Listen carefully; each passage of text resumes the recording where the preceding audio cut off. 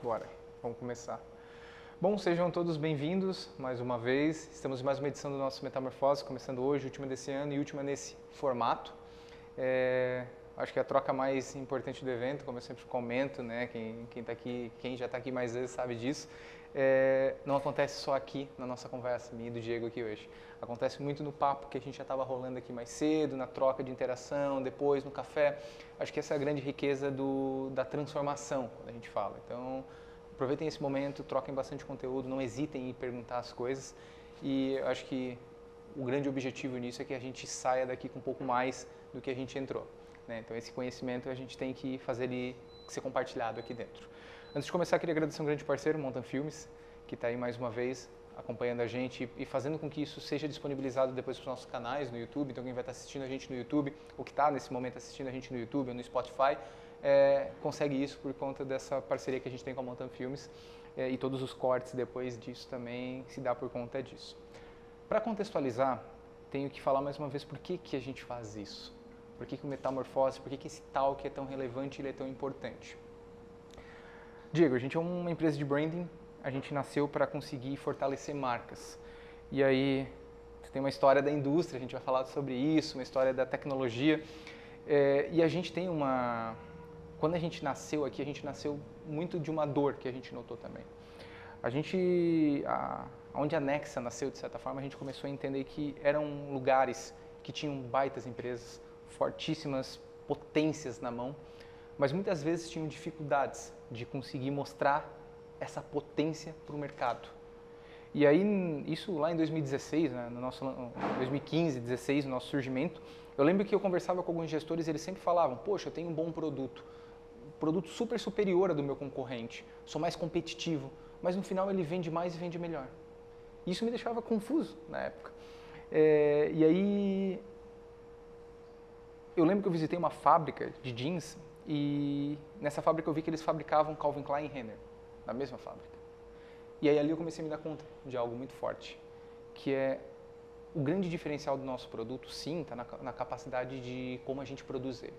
Mas nada vale se a gente não consegue criar uma percepção de diferença nele. E a percepção muitas vezes não tem a ver com a quantidade produtiva nossa, com a tecnologia que a gente usa, com o equipamento. Não. A percepção de diferenciação tem muito mais a ver com a qualidade percebida que a gente gera do que só a qualidade de entrega dos produtos. E a gente aqui no todo, a gente tem uma cultura muito forte industrial, de se preocupar muito com o produto, mas a gente se preocupa muito pouco em conseguir mostrar o valor que o nosso produto gera. E aí está a diferença. Por isso que a Nexa nasceu em 2016, para conseguir fazer com que, de fato, a gente conseguisse tornar as marcas um ativo mais forte nas empresas.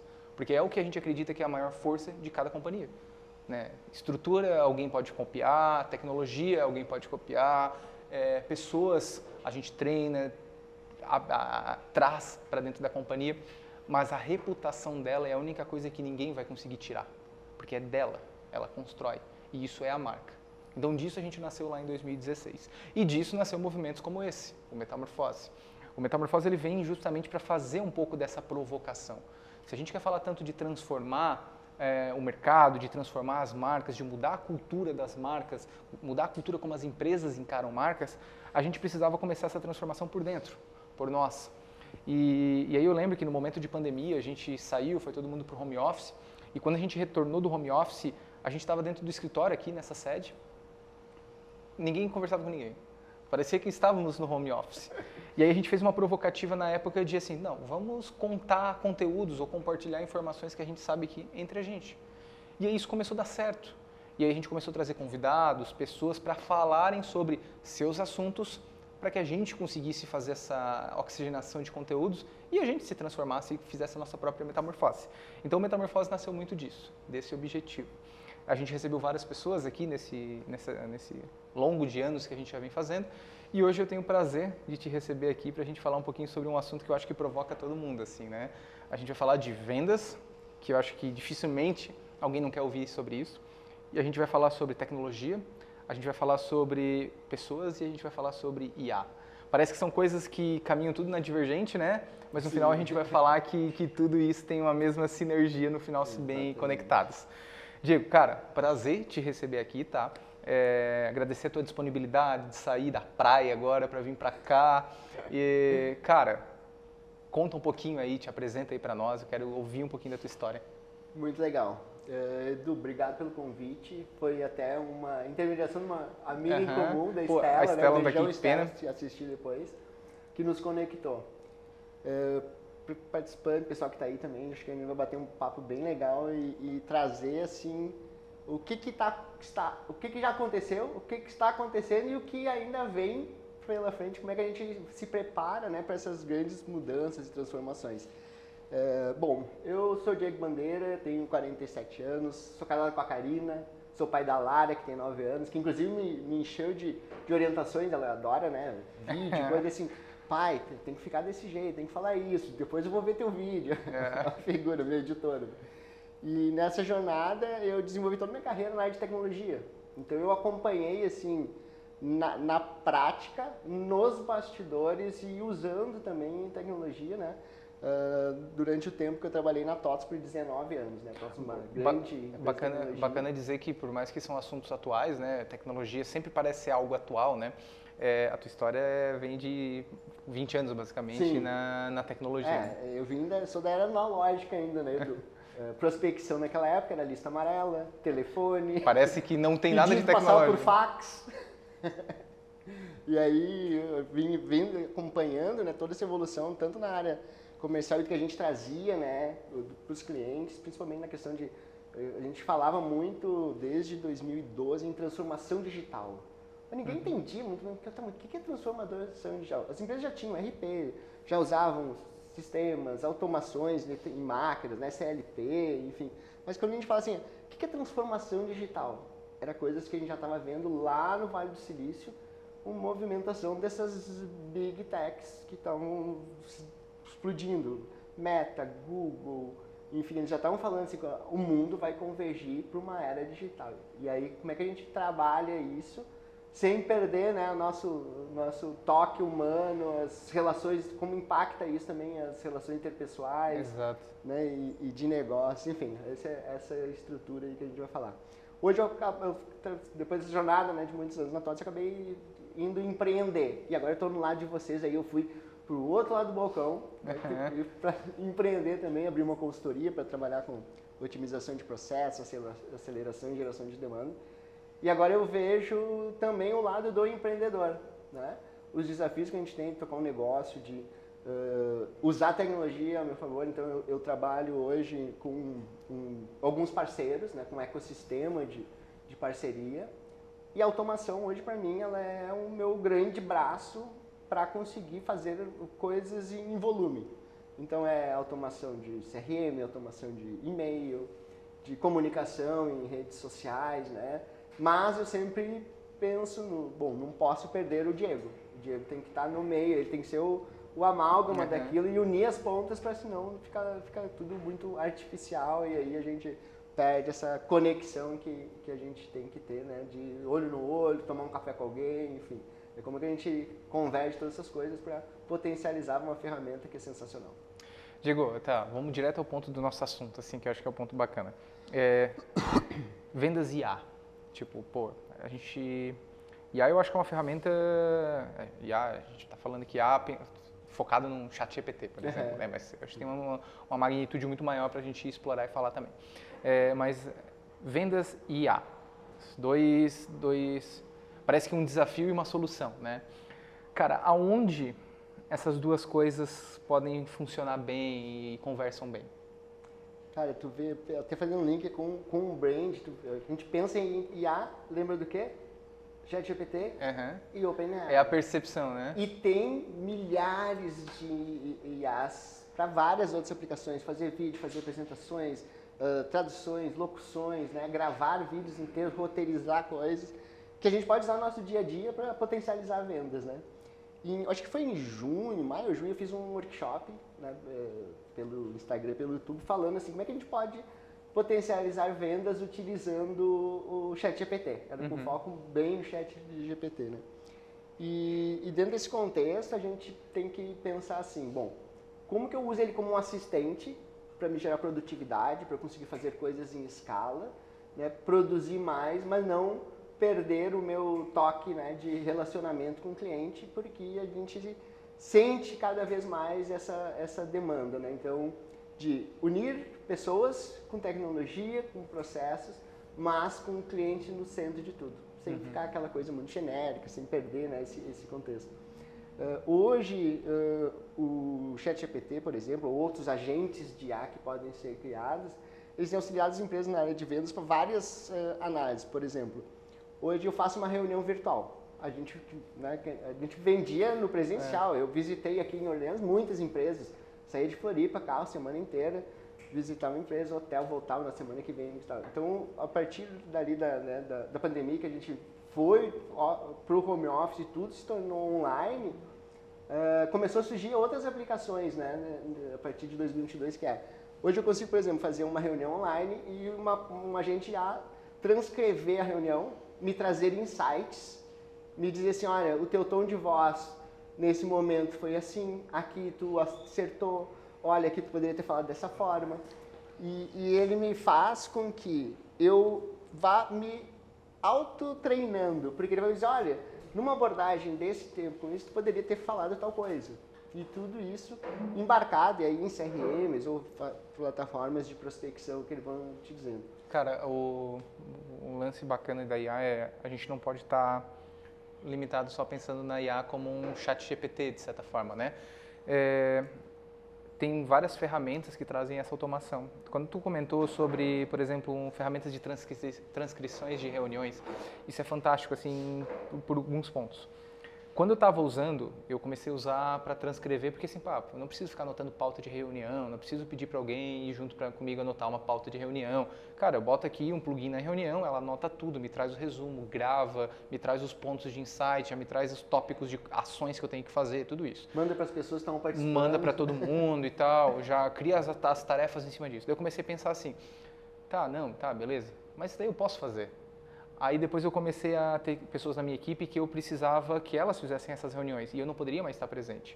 E aí eu comecei a ver, mas como é que eu gerencio isso? Como é que eu vou saber como o meu time, de certa forma, está conduzindo com o meu cliente? Para não ficar na opinião de um ou na opinião de outro. E aí essas ferramentas vêm muito para conseguir contribuir também nesse papel, assim, né? De trazer dados de uma outra percepção externa que não tem nem uma escolha interpessoal, né? É totalmente cética em cima daquilo que está acontecendo. Exatamente, a gente tem que pensar assim, as automações, a inteligência artificial não tem sentimento. Então, o sentimento nosso, né, humano, e a gente conseguindo traduzir isso para uma linguagem natural que ele compreenda, ele começa a se adaptar um pouco mais. Então, por exemplo, tem hoje vários copilotos que você pluga num CRM e ele começa a ver assim, eu vou conversar com o Edu. Daí o Edu, ele tem uma agência de brand, trabalha assim, assado. O que eu poderia falar com ele? E aí o copiloto fala assim, bom, essa empresa, tu pode abordar isso, tu pode falar aquilo. Objeções possíveis que ele vai te trazer são essas. Tu pode contornar elas dessa forma. Tá. Deixa eu te perguntar. Cara, em conversa assim, online. Eu tô conversando contigo, Caramba. ele tá me dizendo e eu devolvo, falo pra ti, tu me responde, eu mando ele e ele vai fazendo isso aí automaticamente. Deixa eu te perguntar, fazendo jabá para as suas vendas. Por exemplo, sou uma empresa, eu uso um CRM. E eu vou falar, uso um RD Station. Sim. Ali, um RD CRM como ponto. E aí uso a plataforma do RD Station também. O que é IA dentro ali? E aí eu vou te falar, não uso IA dentro dele, tá? Mas o que a IA pode me otimizar no meu processo aqui de operação comercial, até de uma forma não tão complexa? Não são muitos agentes ali, não são muitas pessoas no time comercial.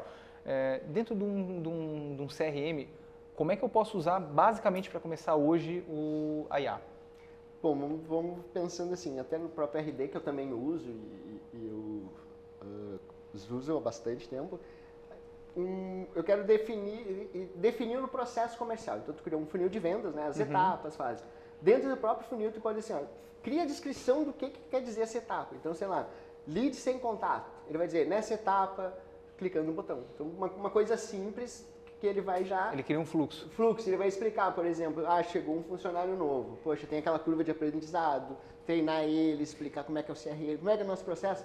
Tu vai dizer, cara, já lê aqui que tu sabe o que é um processo. Então, criei um playbook em cima do meu processo. Ele vai criando um playbook. Isso é um chat GPT mesmo? Não, no próprio RD faz isso. O próprio RD? Então, se tu tentar lá dentro da configuração do funil, faça a descrição dessa etapa. Ele vai fazer uma Conforme eu configurei. Conforme tu começou. Então, por exemplo, eu tenho uma etapa lá, qualificação de leads. Ele vai dizer, nessa etapa se qualifica o leads. Aí eu posso complementar com coisas dizendo assim, como é que eu sei, como é que eu qualifico? É porte, é tamanho, é segmento, sei lá, quantidade de funcionários, faixa de faturamento, e ele mesmo vai descrevendo o playbook ali de fora. Além de automações de conversas, né? Então, hoje, antigamente as automações, elas baseavam muito em parâmetro, né? Se ele for por esse fluxo, tu gerencia esse. Se ele for por esse, tu vai por esse caminho. Hoje não, tu pluga alguns agentes ali, cara, e que ele vai criando o caminho e a interação automaticamente. Eu faço consultoria para uma empresa de tecnologia, a M8 Sistemas lá de Chapecó. E eu estava conversando com o CEO Júnior ontem sobre isso, né? E ele disse, cara, tu não vai acreditar. Fui abordado no LinkedIn por um agente de IA que começou a conversar comigo. Ele é da área de tecnologia. E ele disse, eu só fui entender que era um agente de IA depois que nós já estava lá pela 15ª mensagem. Porque era como se fosse uma pessoa conversando comigo, respondendo conforme eu estava interagindo com ele. Eu só me liguei lá porque no fim disse, mas tem alguma coisa. Aí quando foi agendar a reunião, até agendar a reunião, tem essas datas, criou o link e tudo. E ele disse, cara, aí que eu me liguei, cara, mas isso tinha passado meia hora, ele dizia, eu não acreditava, meia hora depois que eu fui me ligar, que era um agente que estava fazendo. Tem que tomar esse cuidado, né? Porque no final todo mundo usa, né? Ou muita gente usa, e tu nota também quando estão sendo usados, né? Até a semana passada eu estava participando de um evento CRM ali em Floripa, e aí tinha vários palestrantes internacionais, né? O Aaron Ross, que desenvolveu, né, escreveu o livro Receita Previsível, que foi acho que uma das grandes disrupções do processo comercial, né? Onde a gente sai daquele vendedor full stack, ou seja, o cara que faz tudo, ele prospecta, ele vem, eu fui esse vendedor, ainda sou, né? Tira pedido, vende. É o SDR, é o BDR, tudo. é o e ele closer. traz o conceito de silos, né? Então, cara, tem um especialista para criar listas, outro para atender inbound, outro para outbound, e esse aqui, cada um fazendo seu papel para otimizar o processo. Porque, assim, é complicado eu fazer tudo ao mesmo tempo. Alguma coisa eu deixo descoberto. Entrou um lead agora, eu tenho uma proposta para fazer. O que eu faço? Proposta. Putz, deixei esse cara que chegou e hoje o atendimento, por exemplo, no WhatsApp, tem várias estatísticas que dizem até 5 minutos o cliente continua contigo. Passou 5 minutos sem resposta, ele já vai procurar outro e quem atender ele mais rapidamente é o cara que vai manter a conversa. Pode ser que não feche o negócio, mas hoje ele vai continuar. Exatamente, é o que vai tirar a atenção dele. E aí, tanto outro lá, um autor conhecido também, é o Jeb Blount, ele fala, tem um livro, vários livros fala sobre objeções, ele trouxe esse conceito das objeções, como é que a gente, né, os gatilhos mentais que a gente tem ali de objeção, como é que a gente contorna. E o último livro que ele escreveu, que ele fez um lançamento no Brasil lá, é o AI Edge, que ele fala assim, tá, e agora? Vendo toda essa tecnologia, como é que a gente mantém as pessoas? Humano. E o papo lá foi isso. Então, tanto conceitos internacionais e nacionais, especialistas, gente, a massificação, né, a massificação das informações que a gente tem no ChatGPT, por exemplo, que é o mais usado, das IAs, ela responde por 70% do uso de IA no mundo. Quanto é que tá os dados aí de números de IA, o uso das inteligências artificiais? Tens esse dado? Tenho. O ChatGPT, ele corresponde por 70% de uso de IA no mundo. Então, de todas as IAs? De todas as IAs. Sabe uma base hoje de usuários do ChatGPT? Ele tem hoje ativo, a última vez que eu vi a informação, era entre 200 e até 250 milhões, assim, não está muito preciso, de usuários ativos diariamente. E a projeção deles, a meta, né, deles é que até o final de 2025 tenha 1 bilhão de usuários. 1 bilhão de usuários é gente pra caramba. É gente pra cacete. Pra trazer. E eles comentam ali que essa mudança, ele tá aprendendo com todo mundo. Né? Mas a grande discussão... Imagina, é 1 bilhão de gente alimentando a inteligência. Tanto é que, antigamente, né, se a gente traçar uma linha do tempo da IA, já se pensava nisso lá em 1950. Quem viu aquele filme sobre a vida do Alan Turing, que é o... imitação, como é que é o nome? Jogo da imitação. Aquilo é IA. Ele está transferindo a inteligência para uma máquina para fazer a decodificação de um código criptográfico durante a guerra para identificar a máquina Enigma, que eu acho que era da Alemanha. Ali ele começa com isso, tanto é que isso eu acho que é ali por 43, né? Em 1950 ele escreve um artigo dizendo, até ele cria o conceito, teoria de Turing, que é como que eu meço a inteligência de uma máquina, isso em 1950. Nossa. E ele pega dessa máquina que eles construíram durante a guerra. E aí nessa evolução vem mudando para várias coisas, automatização, robótica, depois motores de busca, Google, de sugestão, né? Então, por exemplo, quem comprou isso também viu isso. Uhum. Mas era muito preditivo, né? E aí o ChatGPT entra para romper todos os acho que paradigmas que a gente tinha, que agora ela aprende, ela é generativa, o generativo é de gerar coisa, então ela gera texto, ela gera áudio, ela gera imagem, gera vídeo. A gente estava conversando antes, né? Uhum. Sobre a criação de filmes inteiros com inteligência artificial que tu não distingue o que é real e o que é artificial, né? E aí entra também em pauta algumas preocupações. Desde aquela época ele já levanta, o Alan Turing fala, né? Poxa, lá em 1950, tá, como é que vai ser as relações entre as pessoas? Como é que vai ser a relação de trabalho? O que isso vai impactar, por exemplo, em informações pessoais que todo mundo vai ter conhecimento?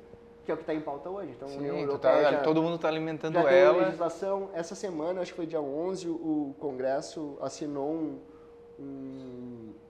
acho que não sei se é um projeto de lei, alguma coisa, mas falando de regulação. Então, para delimitar áreas que são sensíveis ao uso de inteligência artificial. Área de saúde, trânsito, carros autônomos, que impactam na vida de terceiros, por exemplo. Né? Uhum. Tomar uma decisão errada de um carro autônomo, poxa, causa um acidente. O trânsito, imagina uma sinaleira ali, então começando o trânsito lá embaixo, né? Fica louca e começar a mandar gente. E isso já são preocupações desde aquela época que hoje estão mais em voga. Né? Mas o lance todo como é que eu uso isso a meu favor, mantendo o toque humano, porque todo mundo já está usando. Antes era assim, ninguém usa. Hoje as pessoas usam. E agora a regra é que cada vez mais pessoas usem, né? E até no mundo das startups, que eu acompanho bastante, esse ano surgiram praticamente a maioria das startups que desenvolveu algum software, alguma tecnologia, tem IA. Tem alguma... Para mais variadas aplicações, seja para venda, para acompanhamento de... As que não são de IA ou que são uma variação, tem algum módulo, alguma coisa ali dentro, até para melhorar, tipo, a gente tem sistemas de gerenciamento, de gestão, tipo, plataforma de gestão de projeto. Cara, tipo, tu bota o briefing lá e tem uma IA que organiza o briefing para ti. Então, tipo, todas elas têm alguma coisa dentro que usam alguma ferramenta de inteligência artificial. Eu tenho uma amiga que desenvolveu uma startup, a Ana Paula, desenvolveu a BeWell. Ela se preocupou na época da pandemia com os funcionários dela, saúde mental dos funcionários, que é uma coisa que hoje já está muito em pauta, né? A gente está muito conectado, é rede social, a gente muitas pessoas se deslocaram, né, para um ambiente virtual e esqueceram das relações do físico e interpessoal. E ela criou para a turma, durante a pandemia, uma aplicação que hoje evoluiu bastante, mas assim, como é que tá o teu humor hoje? Tá te sentindo bem? Aí, conforme a tua resposta, mas tu já fez um exercício hoje? Tu tomou água? Uhum. Tu como é que tá te sentindo? Tá te sentindo triste? Tá feliz? Conforme ela vai falando, ela vai dando sugestões. Se tu não fez exercício, vamos fazer então, faz uma ginástica laboral, faz tal coisa. Levanta, te mexe, né? Não tomou água? Poxa, vai tomar uma aguinha. E são aplicações... São lembretes. E ele vai conversando. Mas hoje evoluiu um ponto que é uma conversa de WhatsApp. Quase que... no WhatsApp. Então, cara, esse é um assunto até de pensar quando fala de responsabilidade, até que ponto, né, isso vai adentro. Qual que é a tua opinião sobre isso? Sim, pensando em tudo que eu acompanhei, né, principalmente ali nessa época da TOTS, que lá em 2015, como a gente começa a falar muito isso do ambiente corporativo, a gente tem que ter uma IA, o mundo está seguindo por esse caminho. A gente não pensava que chegaria no ponto do hoje. Em 2015 você já estava... A gente já estava fazendo. Em 2017 a TOTS lança a Carol IA, que foi uma plataforma de inteligência artificial para dentro do sistema de gestão da RP, para fazer predições. Olha, conforme o último ano, tuas vendas foram assim. Nesse ano está abaixo, está acima. quem sabe tu faça tal coisa. Análise de balanço, olha, teu passivo está ficando muito alto. Trazer as verdades as ali verdades que uma pessoa deveria analisar. E que demoraria para construir, né? A gente estava conversando, poxa, eu construí um BI, é um trabalho. Eu tenho que saber o que eu quero, eu tenho que saber onde é que está aquela informação, como é que eu busco, como é que é a base, ela está confiável, né? E a ideia era essa. E veio um engenheiro de dados lá do MIT, um brasileiro. Ele era da TOTS Labs lá em Palo Alto, no Vale do Silício. E eles, cara, não, agora a gente está falando de redes neurais. O que é isso? Ele disse, não, o pessoal está começando a treinar o inteligência artificial para ela começar a pensar e agir como humano. Nossa, que louco, o que é isso? Esse, cara, pensando nos carros voadores e tava um negócio acontecendo. E aí, naquela época, mas não se pensava assim de chegar no cidadão. Era para a empresa. Sempre foi muito... A gente pegar a evolução da inteligência artificial, ela foca muito no ambiente corporativo. Ela nasce com a robotização para máquina, automação, né? Ajudar empresas, mas nunca pensamos em, poxa, está no nosso bolso, que qualquer pessoa hoje pode fazer uso dela, né? Não, é assim, acessibilidade. Cara, eu faço acesso, tá disponível. E não se pensava nisso, sei lá, em 2017, por exemplo. E ela veio nessa evolução.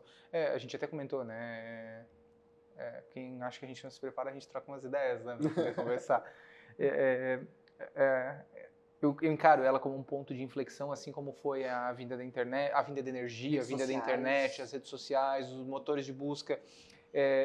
Não que não tenha como viver sem ela, a gente fez isso até agora, sabe? E, como a gente fala, não que não tenha como viver sem internet, mas pro nível de informações, conhecimentos, dificulta muito a maneira como a gente está habituado às coisas. E eu acredito na IA da mesma forma.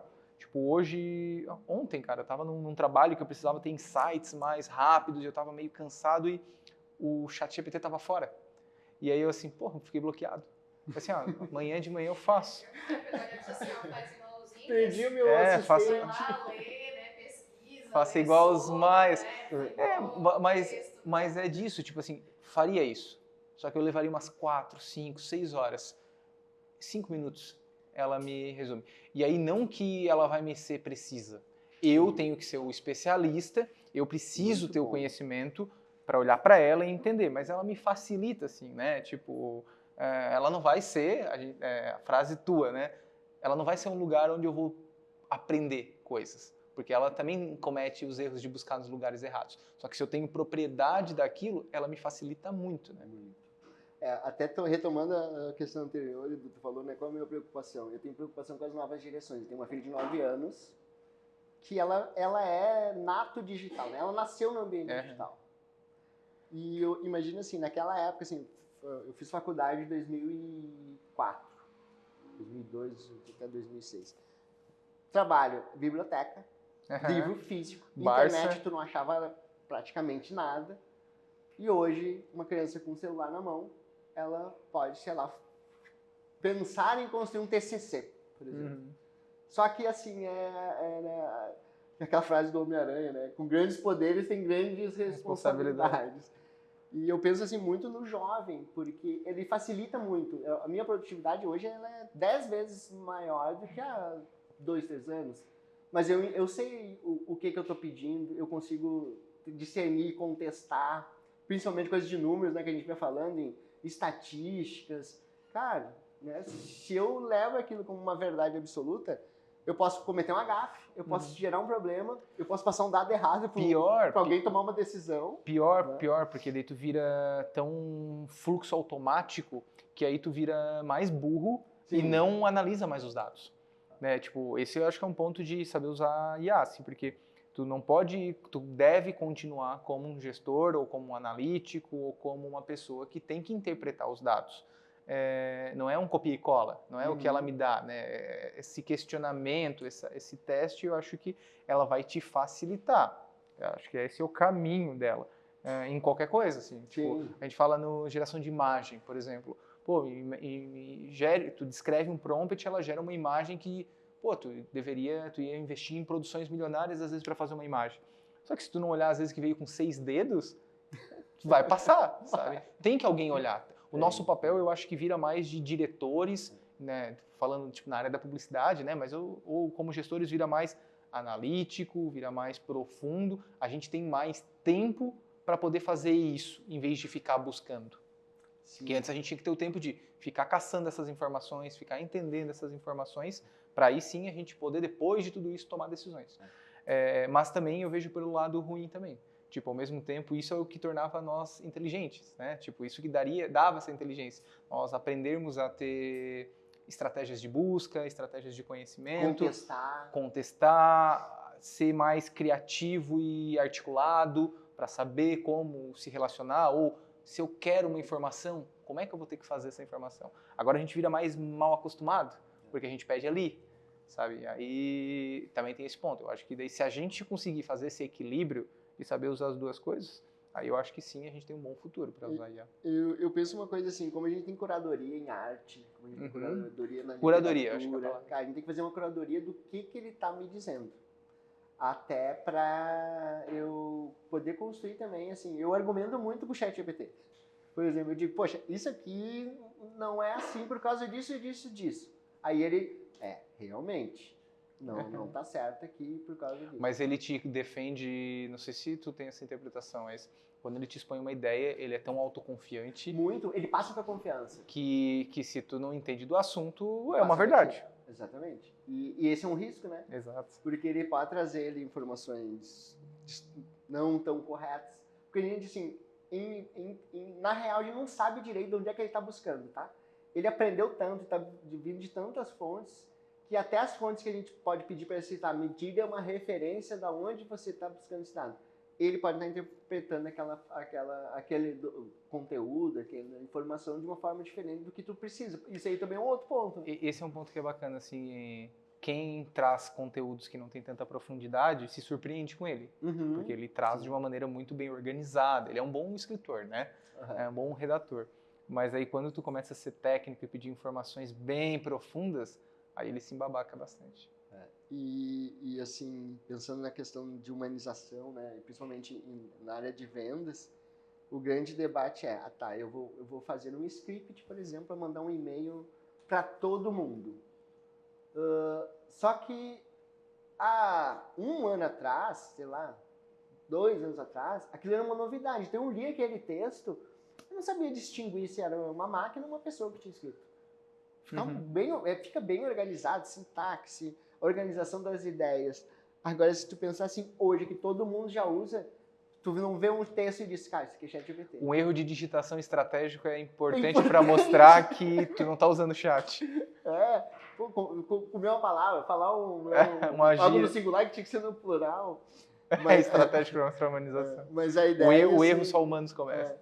A ideia hoje, assim, que eu tenho visto na venda é, cara, dá para usar muito como uma ferramenta de produtividade, de criar ideias, né? Mas a gente tem que ter essa curadoria de, assim, poxa, eu sei do que eu faço e aí eu consigo até discernir, né? E ver isso. E, cara, quando fala do toque humano, até onde vai o toque humano ou a tecnologia,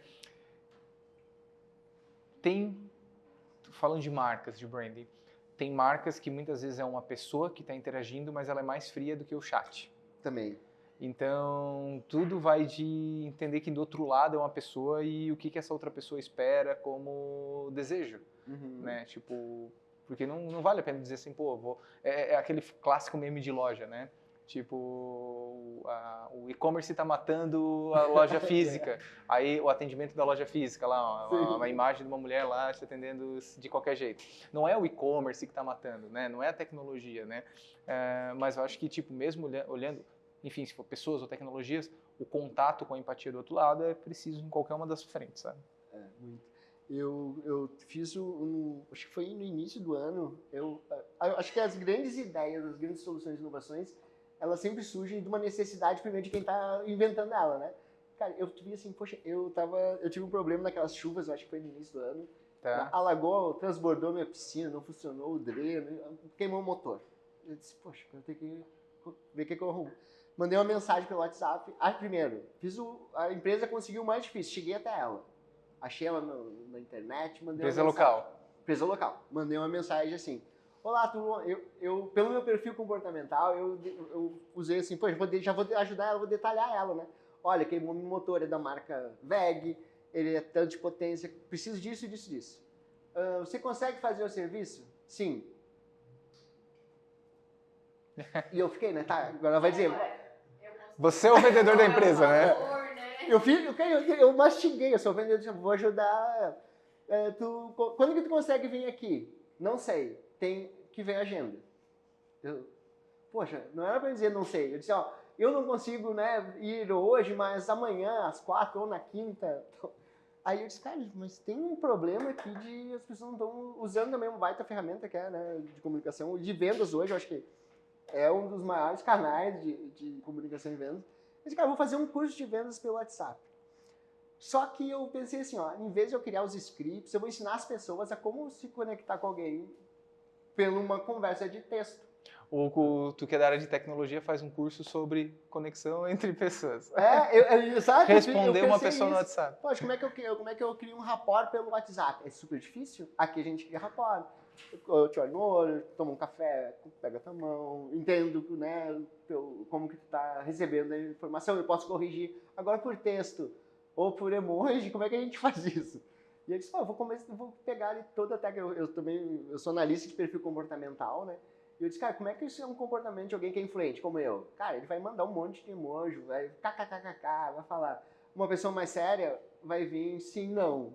Outra que é mais detalhista, ela vai dizer assim, ó, eu quero a informação X com Y, com B, quais as hipóteses, vai trazer tudo.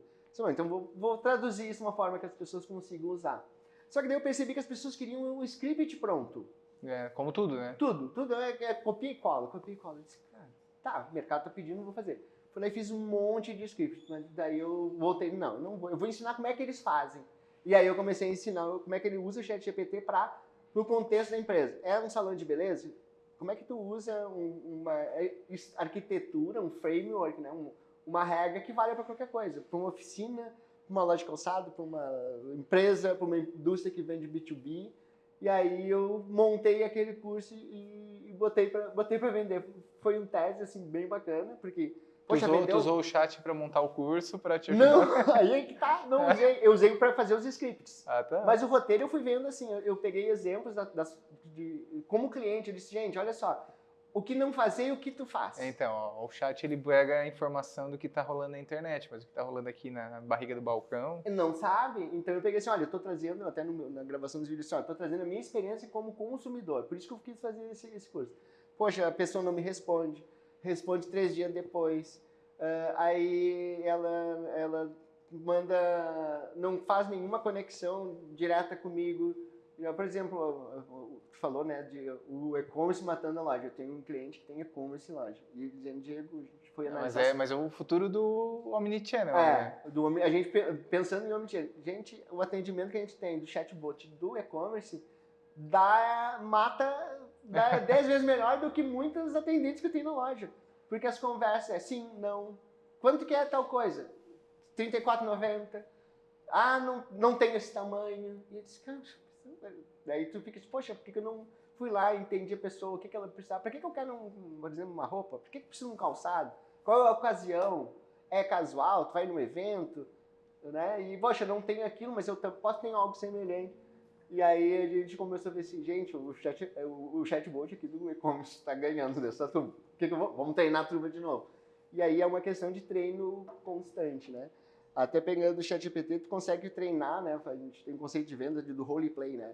Pô, fazer simulação de vendas para aprender. Isso eu faço muito antes de reuniões, tá? Quando eu vou para uma reunião de fechamento, eu boto o LinkedIn da pessoa que eu vou conversar lá dentro, eu boto os dados da pessoa, o histórico da pessoa, jogo a minha proposta e aí eu começo a dizer assim, me diga o que está errado. Se, atuando como essa pessoa, né? Me diga aí quais são as suas objeções. Daí ele começa a me trazer essas informações. Você já fez um teste de áudio? Com áudio ainda não. Cara, eu vou te dizer que eu fiz. E aí eu fiquei surpreso. Porque eu peguei assim, cara, falando de áudio, ó, eu sou o Diego, sou consultor, trabalho com otimização de processos, produção CRM, e eu vou conversar com um cliente que faz tal coisa para oferecer o serviço X em áudio. E ela, tudo bem.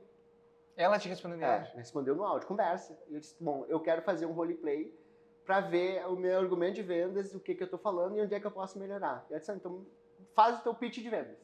Aí eu fui lá, olha, eu identifiquei a tua necessidade X, Y. O que tu acha? Ela, olha, aqui tu pode melhorar falando tal coisa.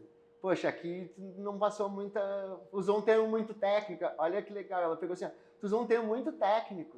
Deixa isso mais fácil, por áudio. Caramba. Com uma conversa. E aí eu terminei aquele negócio assim. 20 anos de tecnologia. Esse negócio aqui, eu fiquei surpreso. E aí depois eu testei, sabe como? Falando inglês. Eu disse, eu vou testar o meu inglês. Eu quero fazer uma aula de conversação com inglês. Tu consegue me ajudar? Sim. E aí eu fui. Eu perguntava, eu falei a pronúncia errada? Não, tá certo. Tu entendeu o que eu falei? Sim. Nossa, cara. Um negócio surpreendente, cara. E é o que dá pra gente usar, né, pra melhorar. Então, assim, toda ferramenta tem, né, o lado bom e ruim. É que nem remédio, né? A dose em excesso vira veneno. Exato. Então, quando a gente consegue dosar isso, principalmente a equipe de vendas, né, fazer com que não vire uma muleta, mas vire uma ferramenta mesmo de apoio, que eu não dependa só dela, né, que eu comece a pensar, mas usar para isso, por exemplo, um treinamento de vendas. Vou conversar com o Edu, o que eu posso, que nem tu fez. LinkedIn, postagem, foto, imagem, e aí te trazer argumentos, mas eu sempre procuro falar assim, cara, usa as tuas próprias palavras. Usa isso como um guia, como um drive, né, como uma direção, não como um copia e cola. Exato. Porque tu vê, eu copio e colo para ti, para ele, se banaliza e acaba que eu nem aprendo, né, a fazer a coisa. Então, eu adoro, aprendi isso num curso de gestão de projetos, que o professor dizia assim, cara, aprende a pescar para te não depender do peixe, porque se eu te dei o peixe hoje, amanhã eu posso não te dar mais. E aí tu não aprende a pescar, tu vai ficar sem peixe. Exato. É o que a gente comentou, né, tipo, ao mesmo tempo que ela te facilita, você não pode perder o histórico de como aprender. Sim. Como aprender a questionar ela. Porque senão aí ela vira a tua muleta, né? Exato. Cara, o que tu vê quais são as áreas hoje de segmentos que tu acha que mais se beneficiam ou que mais conseguiriam usar elas para ter mais performance? Cara, eu vou puxar a chutadinha para minha brasa, para a área de vendas. Então, hoje, assim, das ferramentas que eu vejo surgindo no mercado, de startups e aplicações, etc., a área de vendas é a que está mais avançada, vamos dizer assim. Desde essa de transcrição, análise de conversa, análise de sentimento. Olha só, tu vê como é que a minha voz está. Eu vi uma que o pessoal usava de vídeo, né? Botava um vídeo numa sala de aula. O G4, o pessoal do G4 usava um vídeo numa sala de aula. E aí, conforme o bocejo, distração do olhar das pessoas, dos alunos, eles conseguem entender para dar um NPS para o professor. Cara, e tipo, os alunos estão desviando muito o olhar e não estão prestando atenção. Ó, já dá de entender que a aula não está sendo motivada, não tá prestando atenção. Porque às vezes a pessoa por educação vai lá e responde uma nota boa, né? Na pesquisa de satisfação, né? Mas ninguém entrega, ninguém mente na expressão. Ali, assim, já meio que dormindo, né? E o processamento disso rápido, né? Pô, isso aí é on time, né? O cara viu, já vai dando feedback eu vi também no varejo de câmeras, né, voltadas para o público dentro da loja, olhando qual que é o produto que a pessoa está mais rodando. A área de vendas é a que mais tem. Falando desse de loja, eu conheci uma empresa para um cliente também, tem uma rede de calçados, a gente queria saber assim, o grande problema de varejo é atração, conversão e retenção. Então, assim, quantos clientes eu preciso ter que entrem na loja, quantos que eu preciso vender, qual que é o meu ticket médio, meu PA médio, meu produto por atendimento médio. Será que está vindo gente suficiente? Uma empresa botou câmeras que ela vê assim, bom, tu é uma loja central, então tem um fluxo de X pessoas passando na rua. Quer dizer que quantas pararam na minha vitrine? Quantas entraram na loja? Dessas que entraram na loja, quantas que compraram? E aí ele vai te dizendo, cara, em tempo real e eliminando ainda a repetição. Se tu entra, sai de novo. Se tu entra, vem com uma criança e não conta a criança como um cliente, conta com um. E ali tu tá vendo no celular, cara, hoje entraram 100 pessoas, precisava de, sei lá, 150, deu X vendas. Tua meta agora é atrair mais gente, marketing, campanha de atração. Teu ticket médio tá bom, mas tá entrando gente, o problema tá na conversão. Conversão tá baixa, treinamento para vendedor, e ele vai dando esses insights, né? Então, poxa, marketing tem que atrair mais gente. Olha, gerente, treinar a tua equipe. olha só, poxa, não está oferecendo, né, o produto adicional, teu ticket médio está baixo. Tá vindo gente, tá com taxa de conversão boa, mas teu ticket médio está baixo.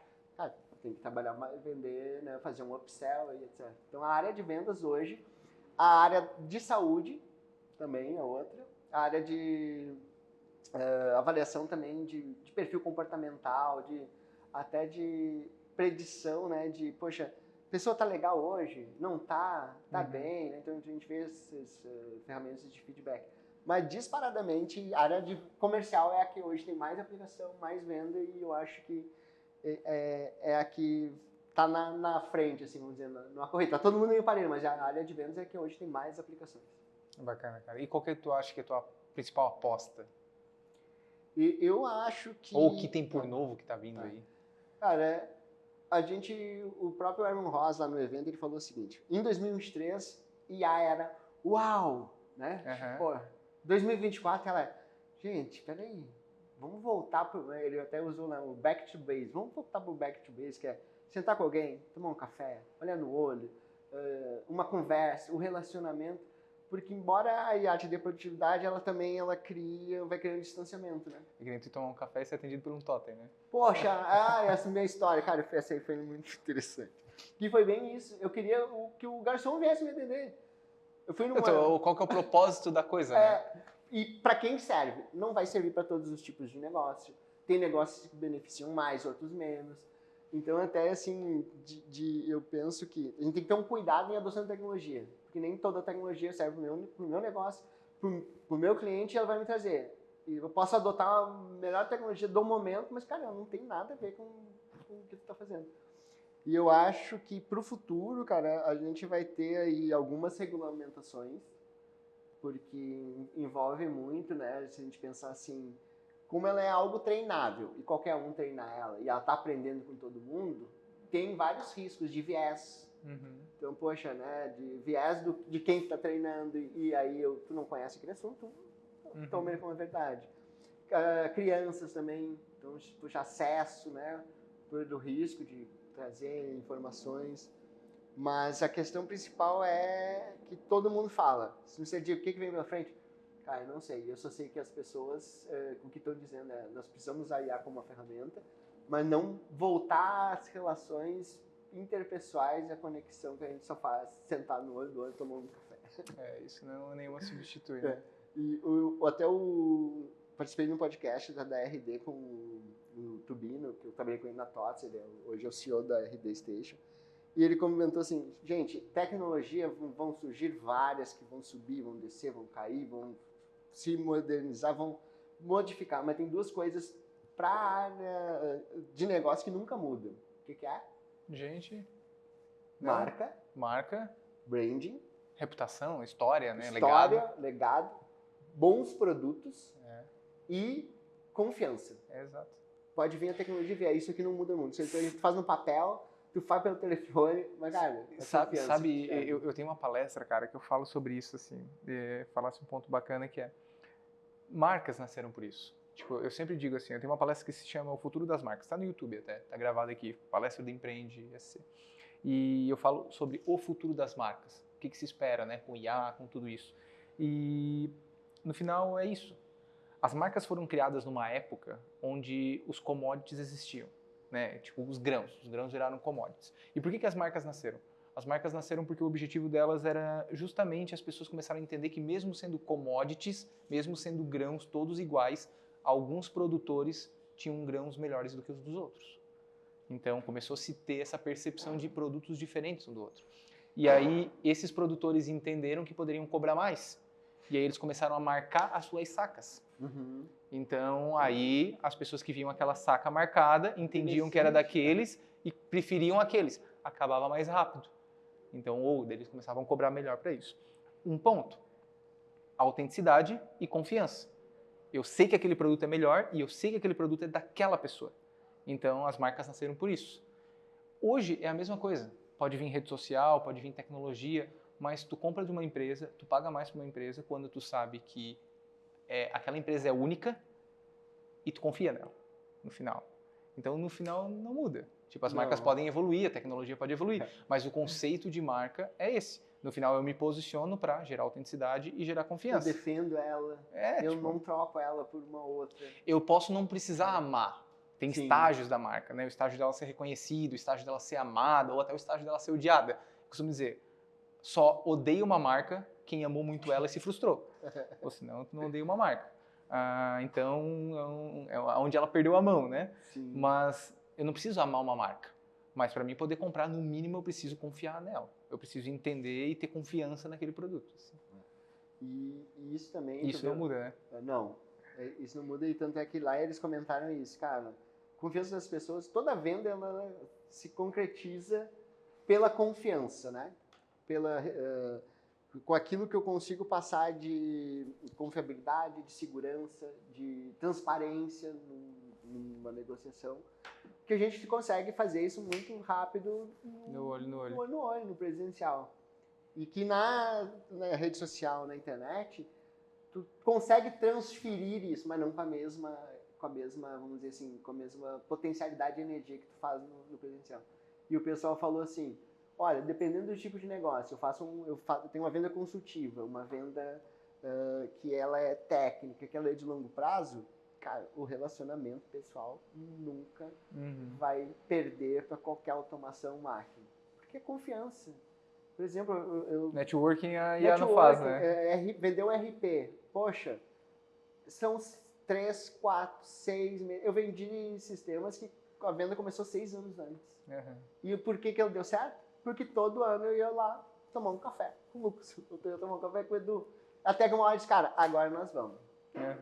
Então, assim, imagina hoje com uma automação durante 6 anos, não tem como, né? Tu acelera network também. E ela não sabe entender o time do sentimento, né? Não, ela não tem isso. Tu vai programar uma automação para de 6 em 6 meses mandar um e-mail. Mas tu não vai saber, deixa eu dar uma olhada como é que tá o perfil desse cara aqui para saber se está no momento certo. Alguma coisa. Será que ele tá lá ainda? A empresa está mais parada, o que está acontecendo?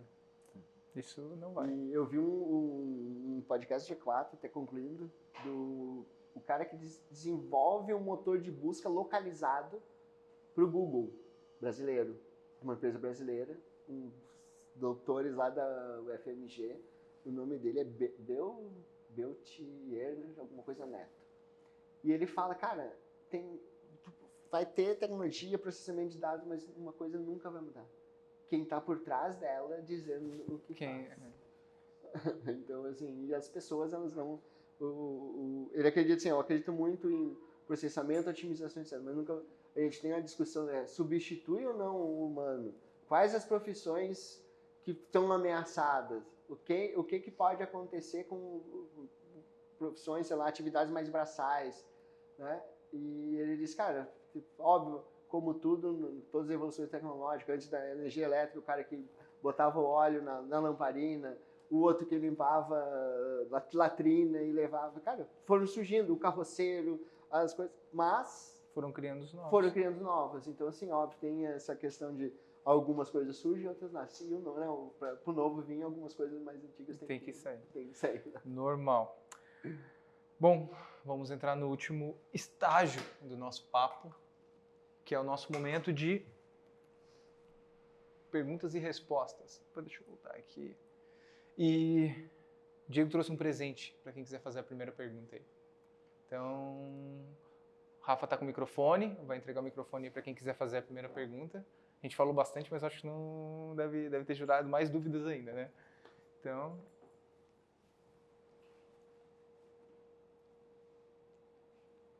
Tudo bem? Tudo bom. Uma pergunta.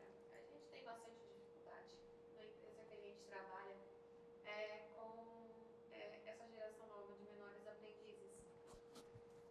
Porque tudo eles têm na palma da mão e eles têm aquela dificuldade de não saber julgar se aquilo está certo ou está correto, porque está muito cômodo e a gente fala, né?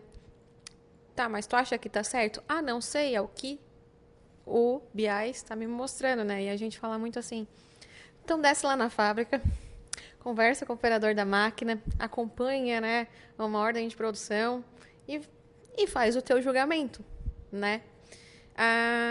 Esse movimento a gente está sentindo bastante lá.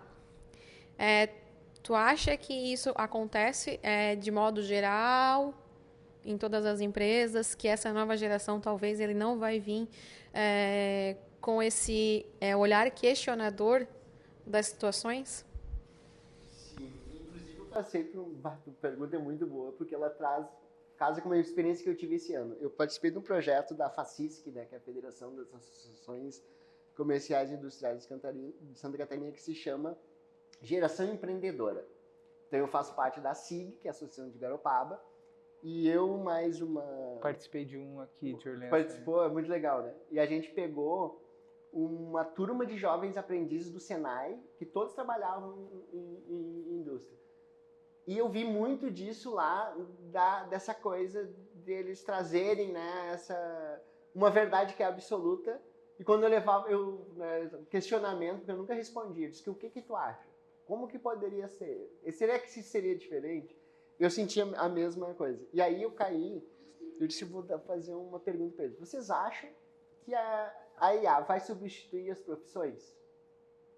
Aí começou, né? Eu disse, larguei uma bomba, larguei um enxame de abelha. Eles começaram a discutir, e aí tinha uma menina assim, eu gosto de desenhar, mas eu tenho medo que ela me substitua. Eu disse, será que ela vai substituir essa sensibilidade? O que tu estava sentindo quando tu fez o desenho? O que um pintor, eu sou músico, eu até gostei do teu violão, eu tenho um igual. Toquei muitos anos, eu não tenho a sensibilidade, então assim, não vai substituir, mas elas vêm com uma opinião muito formada, e eu acho que o maior desafio é a gente fazer com que elas se questionem mesmo. E aí é um trabalho de não levar para o embate, mas fazer pensar mesmo, mas por que tu acha disso? Qual seria uma outra forma? O que faz mais sentido? A tua resposta de vai no chão de fábrica, ver como é que funciona. Eu adorava ir em fábrica, entender como é que era o processo. Porque daí eu sabia lá, conversando com, um CEO, eu via o dia a dia do cara que estava apontando o OP, que estava separando material, que estava fazendo. Então, é geral, tá? Esse projeto eram 36 crianças, né? Adolescentes, mas era assim, tinha de 14 a 17, e todos eles vinham com essas verdades, assim. Até na hora de fazer um trabalho que tinha que fazer uma empresa, eles também trouxeram coisas que eles buscaram pelo ChatGPT, e eu disse, não, gente, não é assim. Uma análise de custo não pode ser desse jeito, tem que considerar tal coisa. Aí a gente voltou pro básico de fazer lá uma DRE, olha, o que tem de custo fixo, variável, o que é salário, o que é imposto. Imposto, eu disse, não, tem que botar também. Tá, mas vamos vender por quanto? Cara, tu tem que ver todo o teu custo, depois nós vamos ver o que tem de mais, tal. Então, teve esses momentos assim deles, é mesmo, não dá pra sala ficar, né? O Cortella, acho que é o Cortella que fala, ele diz que tem que ensinar para as pessoas que a vaca não dá leite, tem que tirar o leite da vaca. Porque fala vaca dá leite, não, tem que tirar o leite da vaca. Então relembrar um pouco isso, porque o pessoal esquece. Então eu acho que esse processo cabe a gente ter paciência e relembrar isso, porque a gente sabe como é que se faz. Mas essa geração, ou normal, natural do mercado, não sabe. Tudo pronto, né? Tá pronto, não sabe como isso surgiu. E aí esse processo de mostrar como isso surgiu, acho que é um ponto que a gente precisa ter mais paciência. O leite nasce na caixinha dentro da geladeira. Né? Fábrica de leite. Fábrica de leite, eles acham que é uma vaca lá, sei lá como é que é. Enfim. Bom, Diego. Parabéns, tá muito legal o bate-papo. A gente conversava antes aqui, né, antes do início, e eu sou entusiasta em vendas, adoro vendas, mas eu peguei todo esse projeto, esse processo de vendas, vamos assim dizer, padrão, porque ao longo do processo me senti um pouco arcaico já. E considerando que essa questão de IA, ela hoje está muito presente em empresas de tecnologia, e a gente muitas vezes ainda não está contextualizando isso para o nosso dia a dia, como que você hoje daria uma dica, por exemplo, para quem quer começar a utilizar isso de modo a também não se frustrar né, de modo a daqui a pouco não utilizar a informação conforme vocês falaram, tem que entender um pouco do assunto para poder interpretar, né? Mas para quem quer começar a mexer com isso, para quem quer começar a desenvolver isso dentro do seu processo, seja ele de qualquer segmento, produto ou serviço, qual é a tua dica para isso aí? Para onde eu devo começar para começar a desenvolver e a IA então começar a me ajudar? Pensando nisso, né, como é que a gente começa a adotar, vamos dizer assim, porque a gente tem curvas de aprendizado e de uso. Então, no início é aquela, uau, tudo é novidade, aí depois tu começa a pegar o jeito, tem que ter um pouco mais de cuidado, e aí dá uma estabilizada que tu sabe como usar ela mesmo de forma efetiva, né? Eu diria que, para começar, assim, pensando na área comercial e trabalhar com uma equipe, por exemplo, trabalhar objeções é uma ótima ferramenta. Então, porque, assim, óbvio que quem vai dizer quais são as maiores objeções do teu negócio? É preço? É confiança? É prazo de entrega? É logística? É custo de frete? Então, trabalhar isso, sim, pode ser uma ferramenta para te criar, por exemplo, uma lista de objeções para o teu negócio, mas que todo mundo saiba de, assim, poxa, se o cara está me dizendo que é frete, como é que eu posso contornar isso? Se é preço, marca, né, confiança, e aí trazer isso aí para um uso que, vamos dizer assim, um uso mais seguro. Aquilo ali não te causa um problema, aquela informação. E tu já ganha produtividade, porque eu crio ali uma tabelinha, né? Eu fiz até, depois eu até passo, eu te mando, pego com o Edu aqui. Eu fiz isso genérico, geral, mas eu faço para os clientes também específico, ensino eles a fazer, né? Então, assim, por exemplo, eu tenho uma cliente que é de uma cervejaria. Ela produz insumos para a cervejaria. Poxa, tem uma coisa que é uma levedura líquida, é alta tecnologia. Como é que eu pego isso, que tem uma confiança já da levedura ser cereal, e levar para uma coisa técnica, tecnológica que tem? A gente começou a trabalhar assim, bom, quais são os diferenciais? O que eu posso usar como argumento para a tua coisa? Pode pensar, tipo, com a realidade dali, modificar o teu pitch para aquela realidade. Exato. E aí a ideia é sempre assim, pensar no teu negócio, no teu contexto, criar ali, tem uma estrutura básica assim para que começar a usar. Definir um papel, quem é que ela é. Então, por exemplo, eu sempre falo assim, começa tudo. Você é o Diego, tem mais de 20 anos de experiência na área de vendas, trabalhou na empresa de tecnologia, faz isso, faz aquilo. Dê contexto, papel dela. Agora, contexto. Quero que você analise objeções para uma proposta para o Edu que trabalha com XYZ. Saída. Eu quero que isso seja um e-mail, um post, sei lá, uma carta, uma apresentação, né, que a gente estava conversando, uma apresentação. Uma conversa breve de corredor. De corredor. E, por fim, eu digo assim, qual é que é o tom? Quer um tom mais técnico, pessoal, informal? E aí, óbvio que isso tu vai construindo, mas para adotar ela, eu começaria por essa parte de objeções, que é algo fácil, dá uma produtividade muito grande, que o maior problema de vendas me disse que o problema é preço. Será que realmente é? Aí, o que eu vou fazer? Poxa, talvez não seja preço. Talvez a minha marca não possua confiança para ele. Eu acho que iria num caminho também, que eu acho que faz sentido para poder usar, é de entender em algo que tu de fato consiga usar e tenha certeza que ela vai conseguir te ajudar a resolver. Tipo, a gente falou bastante como chat, coisa, porque senão ela pode acontecer e ela cair em descrédito, de fato, e não ganhar mais uma confiança. Isso aconteceu, por exemplo, eu dou um exemplo tipo coach. O trabalho de coach é bom, só que se tu botar uma pessoa errada para fazer um trabalho não bom feito, ou se popularizou tanto que ele acabou caindo em mãos erradas, ou sendo feito não do jeito certo. Marketing digital, mesma coisa. Pô, é muito bom, mas aí muita gente começou a fazer, muita gente começou a usar, muita gente começou a ir lá na empresa te vender um trabalho e que nem entendia a tua realidade, e aí tu cria uma percepção que... tu cria uma percepção que não funciona para mim. Não funciona.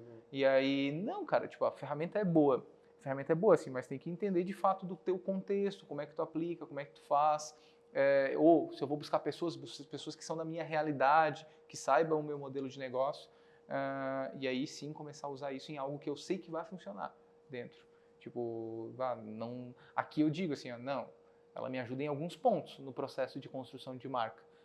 Mas ela nunca vai substituir o olhar estratégico. Uhum. Porque, tipo, isso no final ela me ajuda a organizar melhor as ideias. Então, para isso, ela é uma vantagem. Para criar automação, é uma vantagem. Aquela percepção fina que é só o ser humano tem, né? Tipo, automação. Pô, para automação a gente sabe que ela funciona. Criar uma cadência, ou ajustar prompts, fazer essas coisas, ajustar roteiros, ajustar mensagens.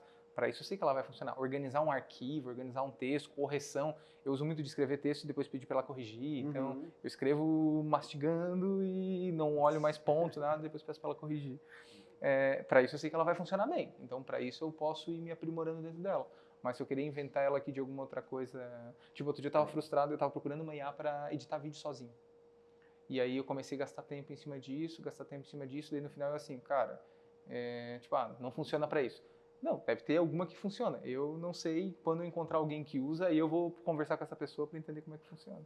Eu fiz isso, eu estava fazendo um playbook de vendas para um cliente e eu disse, cara, vou gravar um vídeo explicando o que é um playbook, como é que funciona, como é que usa, etc. Eu disse, cara, vou usar uma IA. Fui lá, achei uma. Aí disse, pô, ficou legal. Mas daí, quando eu ouvi tudo, eu estava falando um monte de coisa que não tinha nada a ver.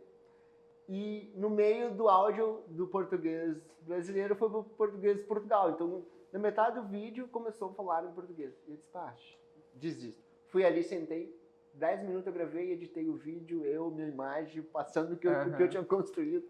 E optei para usar ela, né?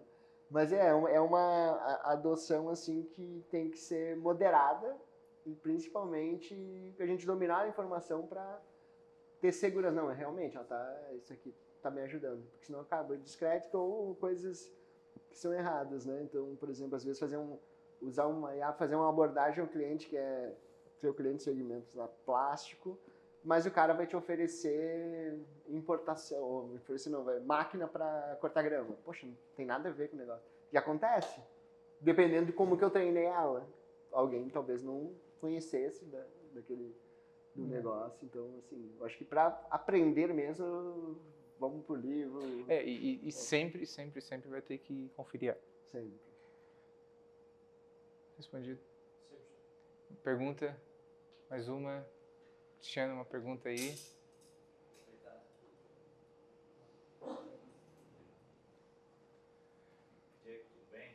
Bom, prazer.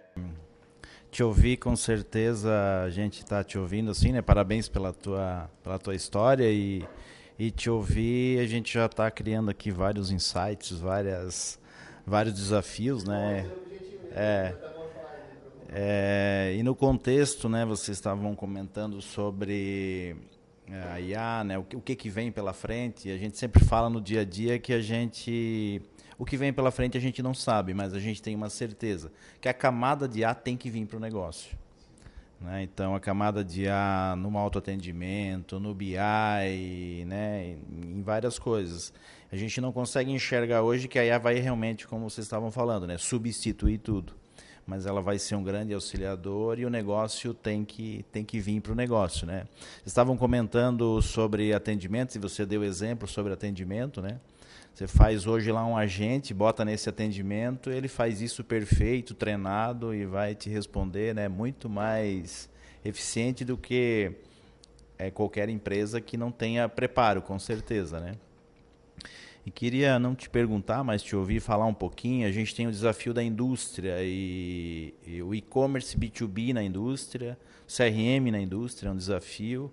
E agora mais a camada de IA, né? Se você tem algum conhecimento, experiência ou case nesse desafio aí da indústria. Poxa, eu durante minha jornada na TOTS... 19 anos de TOTS deve ter alguma história de indústria. Eu adorava a indústria, eu sempre gostei da manufatura, eu até me especializei na área de manufatura, tanto de negócio, né? Então conversar de PCP, de MRP, de teoria das restrições, eu adorava aquilo, ia pro chão de fábrica e via como é que fazia, adorava assim, como é que eu pego, sei lá, um tarugo de alumínio e transformo ele numa outra coisa, eu queria saber como é que funcionava. E a gente pensando hoje assim, em contexto de e-commerce principalmente, né? Eu vi surgimento dentro da TOTS, lá quando a TOTS fez uma joint venture com a Vtex, que era assim, poxa, o e-commerce B2B, que é completamente diferente do e-commerce B2C. Aí eu entro lá, escolho o meu produto, pago. Não, eu tenho questões tributárias que de uma empresa, dependendo do meu regime, se eu sou lucro real, lucro presumido, Estado, frete, projeto, que é o, a gente estava conversando antes, né, o desafio de fazer um projeto. Mas uma coisa assim que eu vi, até participar de um evento que eu fui de e-commerce esses tempos, é que abandono de carrinho, os agentes, se eles conseguem agir muito rápido. Eu fui lá, comecei a configurar um produto. Cheguei lá no estágio final, pode ser por algum motivo, nem deu desistir da compra, mas entrou uma ligação, me chamaram para uma reunião, fui atender um cliente e deixei o carrinho como estava. Poxa, se eu for lá, dentro de uma janela de tempo que eles comentaram assim, em até 12 horas eu consegui agir rápido e mandar uma mensagem, Edu, o que aconteceu? Né? Tu chegou até aqui, tu tá precisando de uma ajuda, é quase que uma pessoa falando, né? Tá precisando de uma ajuda, ficou com uma dúvida, alguma coisa? A recuperação desses carrinhos é geralmente de 12 a 20 e poucos % de venda que ele tinha se perdido, não porque ele deixou de comprar, mas porque surgiu uma coisa que ele teve que deixar de concluir para trazer. A gente peguei também a parte de internet das coisas, né? Então eu vi assim muitas as empresas na indústria, óbvio que não se encaixava para todo mundo, mas medições automáticas de apontamento, coisas repetitivas. A indústria plástica tem isso, né? Fazer uma batida de copo. Pum, pum. MES. Então, assim, isso também otimizou tempo, porque conectou com as máquinas. E isso, sei lá, há 3 anos atrás, era assim, poxa, um apontamento, o cara via o MES funcionando, mas ia lá de novo, recontava tudo, mas tá certo. Hoje tu já tem confiança que cada medição daquela vai estar certa, que vai levar para o BI para te tomar uma decisão rápida, né? Então, assim, na indústria, basicamente nasce a inteligência artificial, robótica, né, as automações de máquina, né, a gente vê assim, a indústria automobilística desenvolveu muito isso, e as indústrias que não estão utilizando isso vão ficar para trás, porque é algo que otimiza a produtividade, né? Óbvio que tem algumas atividades que ainda não consigo usar muita automação, né? Vou pegar ali numa indústria de, sei lá, metalúrgica, poxa, fundição, tem que ter o cara ali, né? Mexendo nas máquinas, mas ali, por exemplo, eu faço laminação de aço, poxa, bota um tarugo lá de aço numa ponta, sai lá na frente para livrelato a chapa da espessura do milímetro, do tamanho que ele quer. Isso numa linha contínua. Antigamente o cara tinha que ficar lá com como é que é? A laia, que é aqueles tesourão. Um puxa, passa no iluminador, estica, o outro vira. Hoje, cara, a máquina está fazendo tudo isso. E olha a produtividade, precisava de um tempão para produzir, hoje reduz, né, o tempo de produção. Então, assim, quem já está com isso, ou em implantação, em andamento, ou em vias de, cara, tá na frente. Porque tem muita gente que ainda não utiliza todo o potencial de tecnologia que a gente tem disponível, né? E um fator importante é a gente. Pessoas bem treinadas, entendendo por que está fazendo aquilo, né? Por que eu faço... Eu sempre fui, desde criança, minha mãe disse, poxa, tudo te perguntava por que fazia, mas claro, eu queria entender como é que as coisas são. E a gente trazer isso hoje, novamente, né, principalmente para os jovens, por que cara, eu adoro, como é que uma garrafinha fica desse jeito? Poxa, fui uma vez numa fábrica que fazia as garrafas PET, era um negocinho desse tamanho, que soprava, ficava 600. Dou 2 litros, disse, cara, que negócio legal isso. É máquina, né? Da onde vem as coisas, né? De onde vem as coisas, né? Acho que tem uma série que fala sobre isso, onde vem a origem das coisas. Acho. E na indústria, embora tenha muita empresa que esteja trabalhando de forma manual, cara, quem está avançada, né? Você estava comentando aí a questão de CRM, o desafio que foi integrar várias linhas de negócio diferentes com uma única plataforma. Poxa, e é um desafio. Mas passado aquele momento de estresse, daqui a pouco já começa a colher os resultados, né? Não dá para postergar, eu acho. Acho que qualquer avanço e movimento que vai sendo feito dentro disso é um pequeno avanço. Eu estava conversando com um cliente recentemente também, E aí é sobre CRM, assim, cara, básico, operação, assim, tipo, controle de dados, processo. E claro que é mais fácil receber um lead direto no WhatsApp, e respondendo e relembrando. Não precisa ficar preenchendo planilha, não precisa ficar preenchendo dados, atualizando o sistema. Claro que é mais fácil, mas não é sustentável para uma escala. Não é? Então, se o objetivo do negócio é ser artesanal, sempre, tá, beleza, eu acho que a tecnologia não pode ajudar, mas ela não vai ser o core do crescimento, principalmente do crescimento. Quando tem um negócio que eu acho que tu pensa numa escala de proporção muito maior, em otimização, em indústria 4.0, em tudo isso, aí sim, eu acho que a tecnologia ela é um core do crescimento, da escala disso. Tem áreas que não vão conseguir isso. Acho que tem áreas que vão sim pensar o crescimento é a capacidade humana, a interpretação e é isso. Mas, principalmente onde a gente vê que uma escala de repetitividade é um ponto importante, não tem como fugir disso. E também para análise de dados, né? Tu pensa assim, poxa, eu estou conversando com o cara no WhatsApp. É uma conversa toda desestruturada. Aí tem áudio, aí tem emoji, tá? E depois eu quero fazer assim, como é que foi a minha eficiência do atendimento? O que foi o produto que eu vi? Eu vou ter que entrar lá dentro daquela... Sim. Rolar massa conversa. de dados, rolar a conversa, ver. Tudo é que nos treinamentos que eu faço de vendas, cara, evita mandar áudio. O cliente pode te mandar um podcast, 20 minutos de áudio. O vendedor não pode mandar um áudio para ele. Exceto se for algo muito técnico, porque imagina assim, como é que ele acha aquela conversa depois? Como que ele vai entender o que é que está fazendo? Eu posso mandar assim, eu sempre peço, eu sempre oriento... Não acha, não indexa, o áudio não indexa. Eu sempre digo assim, quando precisa mandar um áudio, diz assim, ó, posso te mandar um áudio e eu vou falar no áudio sobre esse assunto. Porque daí eu ainda consigo achar aquela conversa, né? Mas agora o WhatsApp também está transcrevendo, né? Tá, graças a Deus.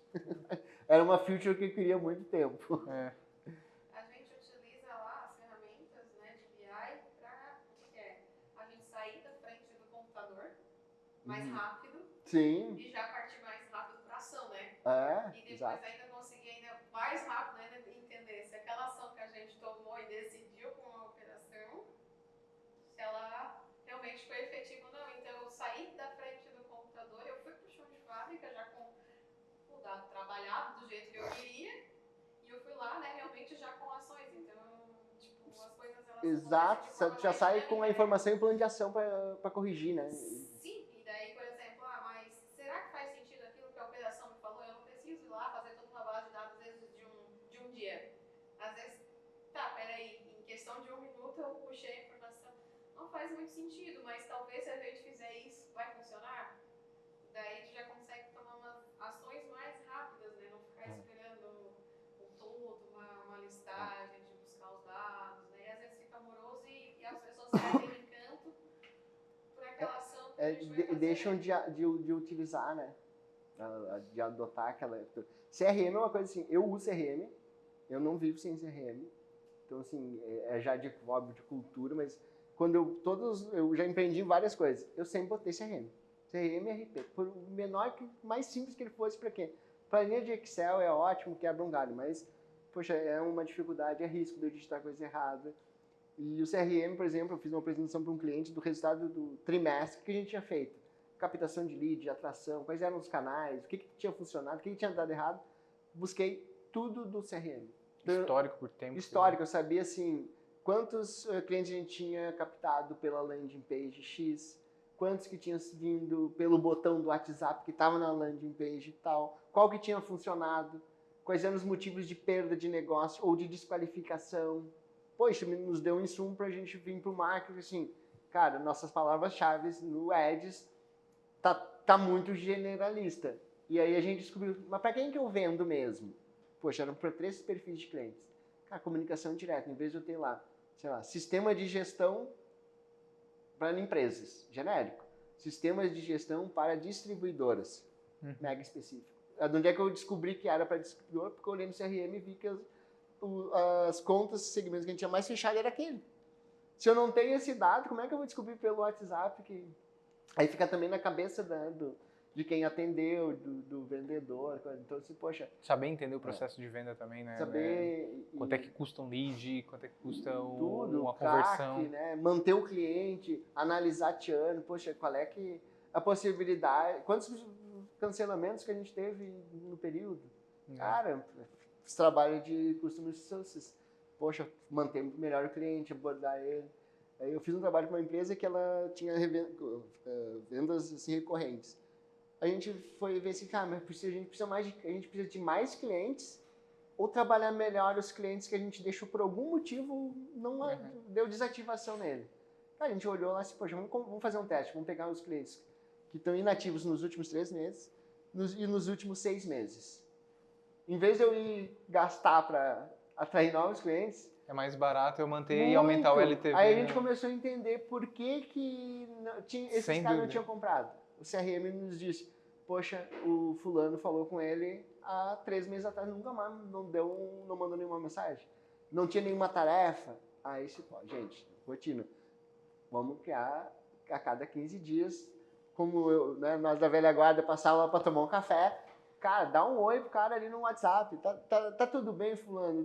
Deu certo? Tu recebeu? Aqui, já abri a conversa para gerar uma nova venda. A gente reativou ali 15% dos clientes que não compravam mais, por motivo de ninguém foi lá falar com ele de novo.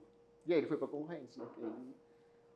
É que tu cria uma automação para mandar um oi pro cara e depois tu continua a conversa quando ele te responde. Continua a conversa. Mas esse é um... A partir do que ele te responde, tu até direciona para uma outra área. Bom, encerramos. Acho que se a gente deixar, a gente vai ficar nosso papo longo é. aqui. E estendo o convite para ter a nossa conversa continuar, né? Diego, te agradecer, tá? Antes de te entregar, isso aqui tu vai entregar, acho, para a pessoa que fez a pergunta, né? Por tabela eu vou ler o livro, então, depois. Ó, esse livro aqui é Arquitetura de Vendas de Alta Performance. Ele é um playbook de vendas. Esse foi escrito pelo Hélio Azevedo e pelo Guga Pagotto, da Pipe Lovers. Trabalhei com ele na TOT, um cara sensacional.